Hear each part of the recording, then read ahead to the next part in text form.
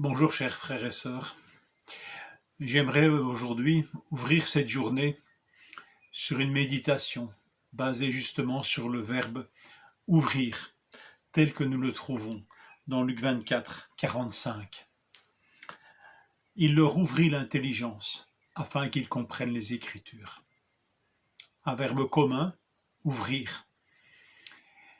Mais à y réfléchir et en voyant son utilisation, nous allons nous rendre compte que pour ouvrir l'intelligence, il faut que le Seigneur démontre une puissance extraordinaire. Mais tout d'abord, quelle réponse pleine de grâce. Le Seigneur ouvrit l'intelligence des disciples afin qu'ils comprennent les Écritures. C'est une réponse à un constat que le Seigneur a fait avec les deux disciples d'Emmaüs. Il leur a dit « Hommes sans intelligence » et dont le cœur est lent à croire tout ce qu'ont dit les prophètes. Luc 24, 25. Réponse pleine de grâce.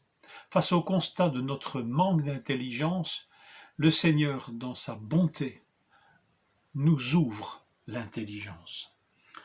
Je l'ai dit, un acte plein de puissance. C'est la puissance que le Seigneur va démontrer, va manifester, en petit comité, mais il va le démontrer lorsqu'il va ouvrir les oreilles du sourd-muet. Le jour où il a mis ses doigts dans les oreilles du sourd-muet et qu'il a gémi « Ephata, ouvre-toi ». Ça nous est rapporté dans l'évangile de Marc au chapitre 7, versets 34 et 35. Quelle puissance pour ouvrir les oreilles et permettre que la langue se délie. C'est la puissance de la naissance d'un premier-né. Dans Luc 2, 23, Jésus fut présenté au temple en tant que premier-né. Littéralement, celui qui ouvre, et le mot qui suit, la matrice. Le premier-né, c'est celui qui ouvre la matrice. La puissance d'une première naissance.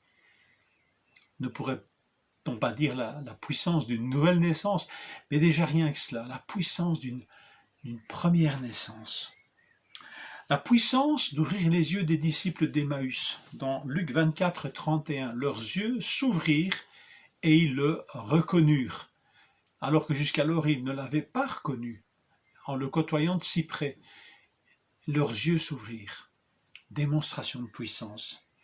La puissance de leur faire brûler le cœur, de leur faire réchauffer le cœur en leur expliquant les Écritures, littéralement en leur ouvrant les Écritures. Quelle expression! Leur ouvrir les Écritures. Quelle démonstration de puissance! Luc 24, 32. La puissance d'ouvrir le cœur de Lydie, la marchande de pourpre, lorsque Paul, à Philippe, lui prêche l'Évangile. Et il est dit là que le Seigneur lui ouvrit le cœur afin qu'elle soit attentive à ce que Paul disait. Acte 16, 14.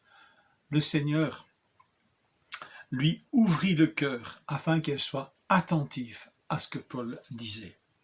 La puissance d'ouvrir le sens des Écritures aux Juifs de Thessalonique. Encore une fois, dans notre traduction, un verbe traduit par leur expliquant les Écritures, leur ouvrant le sens des Écritures. Un verbe, ouvrir, qui est une démonstration de puissance et de grâce de notre Seigneur.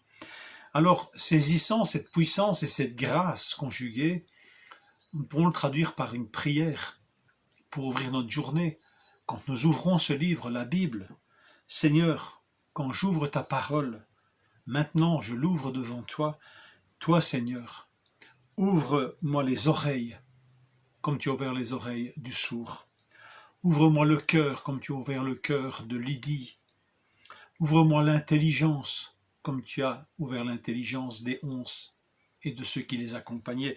Ouvre-moi les yeux, comme aux disciples d'Emmaüs. Ouvre-moi le sens, comme tu l'as fait pour les Thessaloniciens. Ouvre-moi l'appétit, comme celui d'un premier-né. Dans cette parole de Pierre, où il nous dit « Désirez, comme des enfants nouveau-nés, le lait non frelaté de la parole. Que le Seigneur vous bénisse en cette journée et qu'il l'ouvre avec ses trésors de grâce. Bonne journée.